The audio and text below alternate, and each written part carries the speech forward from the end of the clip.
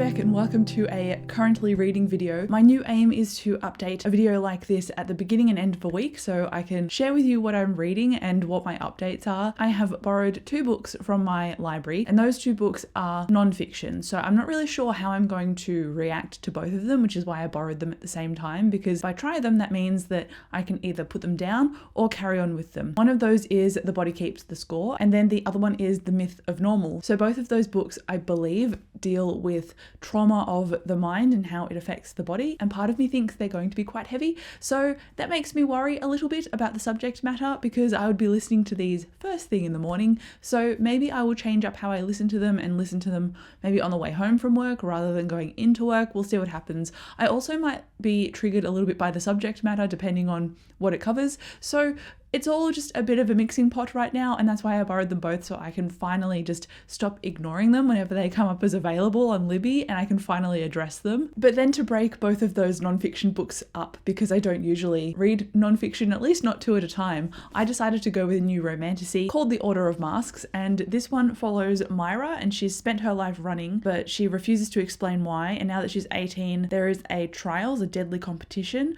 to join one of the 3 magical orders that is happening, and she unknowingly exposes her mother's true identity. Also, there is a princess who's spent her life on a knife's edge. She's fighting to survive against her sinister half-brothers and her vicious mother. And she also sees an opportunity when she meets Myra to balance the power, but I believe it's going to be a romantasy. I don't know if these 2 characters are going to fall for each other, so it's a female-female romance, but it's got a magical trial in it. It's clearly going to be fast-paced, and I think it's by an Australian author as well. It comes out on the 10th of September, so by reading it soon, I'm going to hopefully get it out of the way in time to post a video or a review or a recommendations video. So that is what I'm aiming for in terms of reading and listening. It might change by the time I update this video again at the end of the week. It'll be a few seconds for you, so we'll see what happens. Welcome to the second half of this video, which is the end of the week. I have now made it 150 pages into this one and it's got about 400 pages, so I'm not quite halfway but I'm almost there, and this was marketed as romantasy but it's just fantasy, it's not romantasy. There are some subtle elements of both of the female characters having male love interests, but it's leaning more towards these female characters being half sisters, so it was completely mismarketed in my opinion. I thought it was going to be female-female romance with the 2 leading women, but that is very much not the case. Also, there was one scene in this book where Myra, one of the characters who is quite resolute, very passionate, but just had something traumatic happen to her, she ended up throwing up from this trauma, and then shortly after that trauma her love interest 2 pages later came and kissed her, and I was like, oh, that's not the right time to kiss someone. Anyway, it gave me a little bit of ick, but overall, aside from that, the story is great and the writing style is really easy to read and it's very descriptive and immersive, so I'm enjoying myself. It's more of a 3 stars and leading me along kind of story, and that's not a bad thing, but I was hoping for another highly rated book after finishing a recent 5-star read, so it's a bit of a step down because I've wanted more 5 stars, but that's something I've really struggled to find this year, so you know, I can't be mad about it. I'm also 30% through The Body Keeps the Score on audiobook, and I was right about this one. It was kind of triggering because there is some trauma going on with my toxic workplaces that I've now moved on from. So when I was reading this and it was talking about the different physiological reactions to trauma, I was identifying some stuff that I had experienced personally, and it's probably not a good one to read when I'm going into work. Everything has changed in that landscape, so I'm completely fine now in terms of where I am, but also reading that book brought back just a lot of things. So I was like, okay, well maybe I shouldn't read this in the morning on the way to work, and I'm going to shift to reading it on the way home from work, and so that meant that my reading shifted a bit. But in terms of the subject matter of this book, it started talking about PTSD and Vietnam veterans, and I'm not really into reading historical fiction or about war, so when that came up in the non-fiction and it seemed like a focus, I thought, okay, I'll stick to this for a little bit and see if it shifts,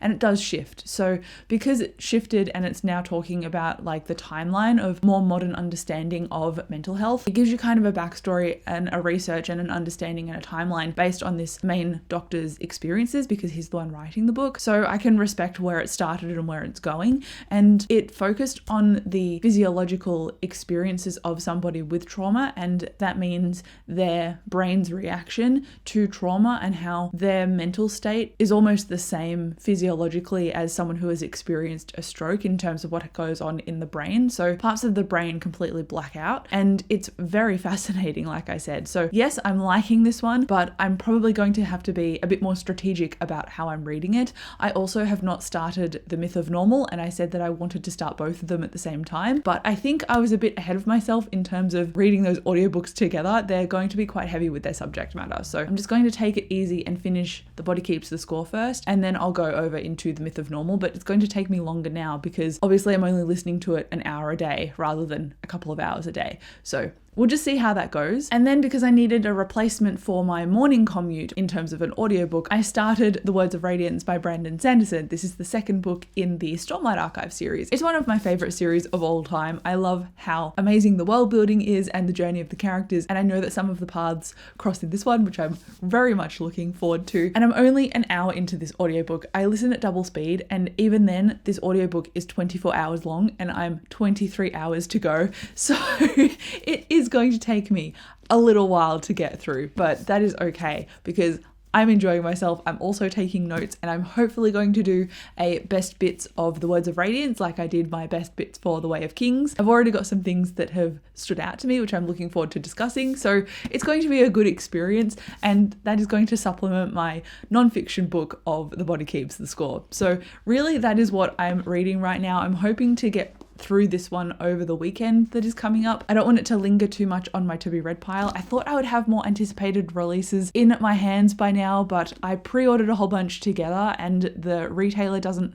release them until the last pre-order is available, and I pre-ordered 2 of my August releases, and I also pre-ordered a book in that same order that releases in October. So now I have to wait until October for all of them. So I'm trying to sort that out so that I can cancel that order and then reorder them all individually, because I just want to read Brother Song and The Pairing by Casey McQuiston. So I need those anticipated releases. While I'm waiting though, I'll finish this and I'll probably read more of The Way of Kings. So that is my reading as it is currently. Let me know what you're currently reading down below in the comments. Thank you so much for watching this video, and I'll talk to you in my next one. Bye.